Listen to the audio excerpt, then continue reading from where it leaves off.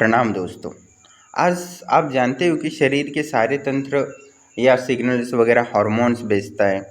आपने देखा होगा कि किसी को कैंसर हुआ है तो व्यक्ति को कैंसर ठीक होने की गोलियां जो होती है वो हार्मोन्स की गोलियां होती है। हार्मोन्स क्या करता है कि उस जो कैंसर सेल्स होते हैं, टॉक्सिक सेल्स होते हैं, उनको वो गलाता है, उनको नष्ट करता है। ये सिग्नल भेजता है बॉडी को। तो ये हार्मोन्स महत्वपूर्ण होता है, वो कैंसर को बना भी सकता है और कैंसर को मिटा भी सकता है। तो बहुत सारी बीमारियां होती है ना, वो हार्मोन्स के डिसबैलेंस के कारण होता है। और हमारी अपनी जीवन की ऐसी दिनचर्या होती है कि हार्मोन्स पर प्रभाव पड़ता है निश्चित ही, और निश्चित रूप से ग्रह का भी हार्मोन्स पर प्रभाव पड़ता है। जैसे कि आपने सुना होगा कि अमावस्या के दिन और पूर्णिमा के दिन पानी पर इफेक्ट होता है, समुद्र पर इफेक्ट होता है, तो हमारे शरीर के बॉडी के पानी पर भी इफेक्ट होता है। वैसे ही हमारी समस्त जो 9 ग्रह होते हैं उनके भी हार्मोन्स पर प्रभाव पड़ता है। जैसे कि सूर्य ग्रह होता है, वो थायराइड और मेल टेस्टोस्टेरोन जो हार्मोन्स होते हैं उस पर प्रभावित होता है।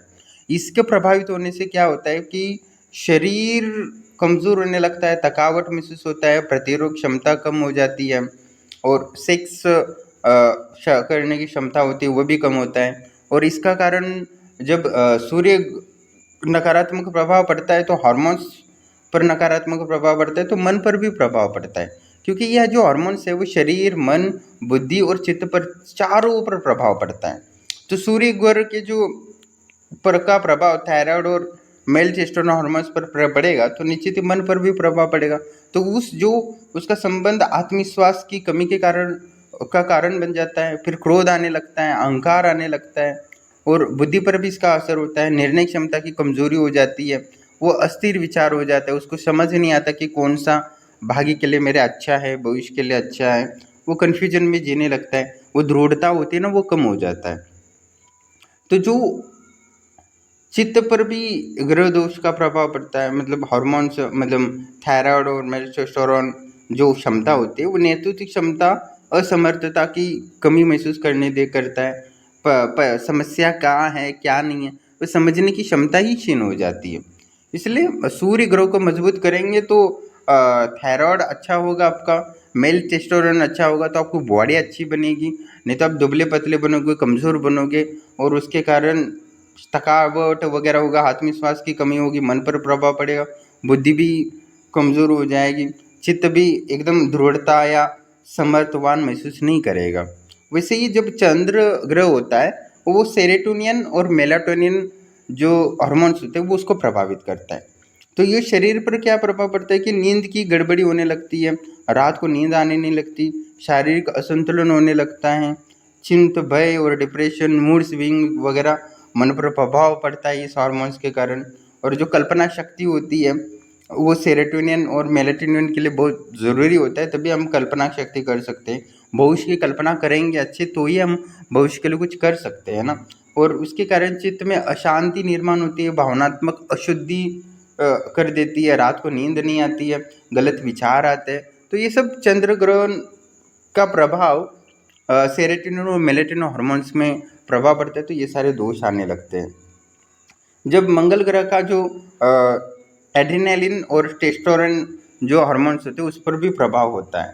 तो इसके क्या होता है कि शरीर पर इसका प्रभाव ये होता है कि जो हार्मोन्स डिसबैलेंस हो गया ना तो रक्तचाप बढ़ने लगता है, आक्रोश होता है, पित्त के विकार बढ़ने लगते हैं, मन का संतुलन बिगड़ जाता है और व्यक्ति आक्रामकता करने लगता है, अधीरता, उत्तेजनता बहुत ज़्यादा आ जाती है, और झगड़ालू प्रवृत्ति होती है, अधीर, उसमें धीरता ही नहीं आती है, वो हिंसात्मक वृत्ति और लड़ाई झगड़े करने की छोटी छोटी बातों पर वो क्रोध करने की आदत बन जाती है। इसलिए मंगल दोष को आप नियंत्रित करोगे तो एड्रेनल और टेस्टोस्टेरोन नियंत्रित हो जाएंगे और बाकी समस्याएं आपके दूर हो सकती है। उसके बाद जब जो बुध ग्रह होता है जो प्रभावित होता है वो डोपामाइन और न्यूरोट्रांसमीटर असंतुलन का कारण बनता है। तो इसके क्या होता है कि बोलने की समस्याएं होती है, नर्वस सिस्टम कमज़ोर होने लगता है, हमारे जो ब्रेन के नर्वस सिस्टम होते हैं वही सब नियंत्रित करते हैं हमारी पूरी बॉडी को, और बोलने की समस्या होती है, क्या बोलना है क्या नहीं बोलना है कुछ समझ नहीं आता, वो जो चाहे वो बोल देता है और बाद में पश्चाताप करने लगता है। क्योंकि न्यूरो ट्रांसमीटर असंतुलित हो गया तो आपको समझने की क्षमता कम हो जाती है, और डोपामाइन के लिए आप भ्रमित हो जाते हो, ज़्यादातर वीडियो देखने लगते हो, गाने सुनने लगते हो, जो नहीं करना चाहिए था वो कर लेते हो बस। भ्रमित, अस्थिरता होने लगते हो, जो फोकस करना होता है वो फोकस नहीं रह जाता। इसके कारण क्या होता है कि बुद्धि क्षीण होने लगती है, स्मरण शक्ति कमज़ोर होने लगती है। फिर अध्ययन करना, पढ़ाई करना, अध्ययन स्टडी करना सिर्फ वो विद्यार्थियों के लिए नहीं, एक कोई बिजनेसमैन है उसको भी अध्ययन करने की ज़रूरत है, किसी जॉब के फील्ड में तो भी उसको भी अभ्यास करने की ज़रूरत है। इसलिए बुद्धि बहुत ज़रूरी है। मैं हर दिन बोलता हूँ कि बुद्धि को बढ़ाओ। और इसका चित्त का प्रभाव सीधा हो जाए कि अस्पष्टता आ जाती है, दिमाग समझ में नहीं आता कि क्या करना है, तो जिसके कारण भविष्य का निर्माण ही नहीं होता सही तरीके से, क्योंकि भविष्य को आपको ही निर्माण करना पड़ता है।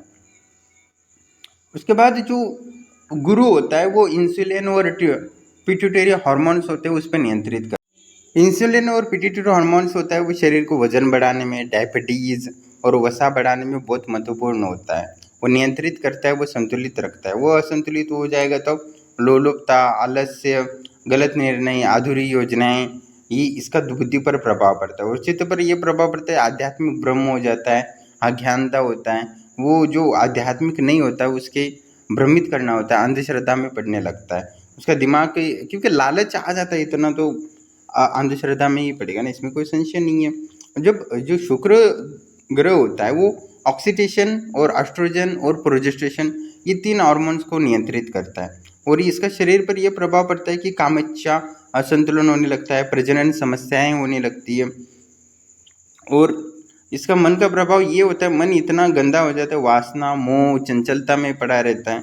और बुद्धि इतना निर्णय और भावनात्मक पक्ष का जो अधिकार होता है वो खो देता है। मतलब समझ में नहीं आता है भावना, मतलब जो वासना में होता है वो कभी प्रेम नहीं कर सकता ना, इसमें कोई संशय नहीं है। तो वो प्रेम कर ही नहीं पाता है किसी से, तो मन में जो संतुलन और शांति और सुकून का जो अनुभव करना चाहिए वो नहीं कर पाता, और वो वासना और मोह में ही पड़ता है, और काम इच्छा इसलिए बढ़ जाती है। और जो ऑक्सीडेशन, एस्ट्रोजन, प्रोजेस्टेरोन, वो जो हार्मोन्स होते हैं वो छोटे छोटे गलत वीडियो देखना, गलत लड़कियों के चक्कर में पड़ लेना, वेश्याओं के पास जाना, ये सारे निर्माण कर लेता है। तो उस पे चित्त का प्रभाव ये होता है कि लगाव, बंधन, किसी किसी चीज़ से बचना बंध जाता है कि उसे छूट ही नहीं पाता वो, इसमें कोई संशय नहीं है। और जब शराब की लत वगैरह, जब बहुत सारी लतें लग जाती है तो उसके बाद वो छूट ही नहीं पाता वो, और आत्मा की जो स्वतंत्रता होती है वो छीन जाती है, ऑक्सीडेशन, एस्ट्रोजन और प्रोजेस्टेरोन हार्मोन्स के कारण। तो जो दूसरा शनि ग्रह का होता है कॉर्टिसोल, जो हार्मोन्स होता है, जो तनाव का हार्मोन्स होता है, उस पर प्रभाव करता है। इस कारण क्या होता है कि वो शरीर के जोड़ों का दर्द देता है, थकान देता है, पुरानी बीमारियां फिर से जागृत कर देता है। तो इसके कारण क्या होता है, डिप्रेशन होता है, अकेलापन महसूस होता है, भय लगने लगता है किसी चीज़ से। और बुद्धि पर भय आधारित जो सोच होता है कि ऐसा हो जाएगा, वैसा हो जाएगा, ऐसा सोचने लगता है। उसके बाद वो खुद पे ही संशय करने लगता है, उसका सारा आत्मविश्वास खत्म हो जाता है। जैसे कि सूर्य ग्रह क्या होते हैं ना, वो सारे कुछ और हाई लेवल पे या महसूस होने लगते हैं। और चित्त पर प्रभाव इतना होता है कि आध्यात्म से वो दूर चला जाता है। जो किसी भी काम करने के लिए जो तप करने की ज़रूरत होती है, जो संघर्ष करने की भावना होती है, इच्छा होनी चाहिए, वो तप नहीं कर सकता वो उतनी, और छोटे छोटे काम करने लगता है और उसी से संतुष्ट हो जाता है, और जीवन में कभी रिस्क नहीं ले पाता। तो रिस्क लेने के लिए वो कॉर्टिसोल हार्मोन्स होना बहुत ज़रूरी है। वो ताकतवर होंगे, संतुलित होंगे, तो आप रिस्क लोगे, आप उस तनाव से जूझोगे, उस संघर्ष को में लड़ोगे। नहीं तो वो नहीं लड़ पाओगे, और उससे डर के ही कुछ भी काम नहीं कर पाओगे, और पूरा जीवन बर्बाद हो जाता है, और कोई भी सुख प्राप्ति नहीं हो पाता। अंतिम तो उसको संन्यास लेना पड़ेगा ये कार्टिसोल हार्मोन्स को नियंत्रित नहीं करेगा तो राहु का होता है वो डोपामिन को नियंत्रित बहुत ज़्यादा करता है, वो असंतुलित ही कर देता है। मतलब बहुत नशे की लत, मानसिक भ्रम, व्यसन, लालच, भ्रम, मिथ्या ज्ञान, भटकाव, जो बहुत सारे तांत्रिक होते हैं, बलिया देते हैं वगैरह देते हैं, और कभी उनको कुछ भी नहीं मिलता। कभी कभी तो वो अपनी जीभ भी काट लेते हैं, सर काट लेते हैं, क्या क्या करते हैं। वो मूर्खता वाली हद होती है कि वो, क्योंकि हर व्यक्ति कोई तपस्या करता है, साधना करता है, तो देवी देवता ही यूं ही दर्शन नहीं देते। उसका कार्य पूरा हुआ होता है, उसकी साधना पूर्ण हुई होती है, तभी वो दर्शन देते हैं। पर कुछ लोग साधना नहीं करते, अपनी जीवा काट लेते हैं, अपनी खून चढ़ा लेते हैं। मतलब मूर्खता की हद होती है, अपना नहीं तो मैं दूसरों का चढ़ाने लगते हैं।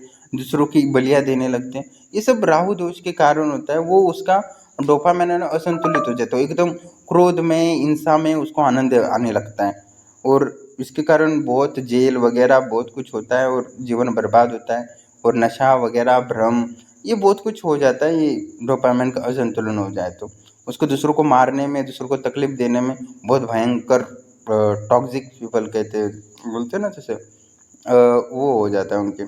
जब केतु का होता है वो फेनियल ग्रंथि पर बहुत ज़्यादा जो हार्मोन्स होता है उसको बैलेंस करता है।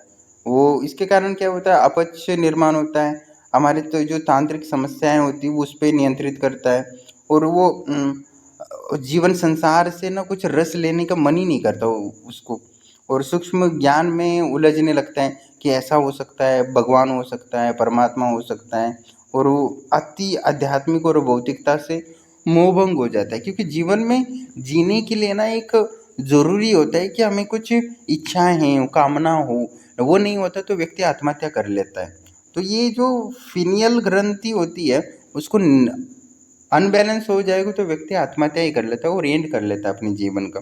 इसमें कोई संशय नहीं है, नहीं तो उसको कोई आध्यात्मिक भ्रमता पैदा होती है और उसका पूरा जीवन नष्ट हो जाता है, उसके जीवन में कोई सुख की उपलब्धि ही नहीं हो पाती। तो इन समस्त जो ग्रहों का कारण आपके हार्मोन्स पर नियंत्रित होता है, तो इसके कारण बहुत सारे कैंसर्स हो जाते हैं, बहुत सारे अलग अलग बीमारियाँ होती थी, स्किन के प्रॉब्लम हो जाते हैं, ब्लड कैंसर हो जाता है, ऑर्गन्स फेलियर हो जाते हैं। इसके कारण हमारी पूरा शरीर एक केमिकल रिएक्शन से चलता है और उस केमिकल रिएक्शन में ग्रहों का असर पड़ता ही पड़ता है, जो हार्मोन्स के बारे में बताया। तो इसके डिटेल में आपको जितना समझा सकता हूँ मैं उसने समझाया है। तो इस कारण बहुत सारी बीमारियाँ, मानसिक बीमारी, शारीरिक बीमारी अनगिनत होता है और इससे जीवन बर्बाद भी हो जाता है।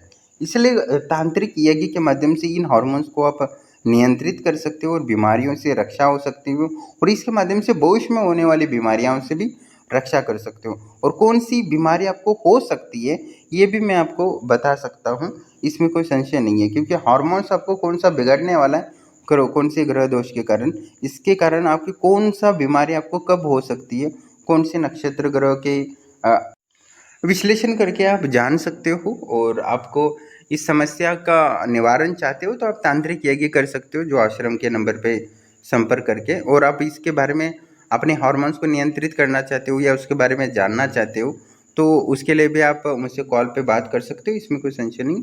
और जो जिनको भी तांत्रिक यज्ञ के माध्यम से निवारण करना है, हार्मोन्स को संतुलित करना है और जीवन को मानसिक, शारीरिक और भौतिक रूप से, क्योंकि आपका मन कैसे होगा, आपका बुद्धि कैसे होगा, शरीर क्या सोचता है, इसके अनुसार ही आपका जीवन होगा, इसमें कोई संशय नहीं है। आत्मविश्वास ही नहीं होगा तो आप बड़े लोगों से कैसे बात करोगे, असंभव है। तो बिजनेस में कभी सफल ही नहीं हो पाओगे।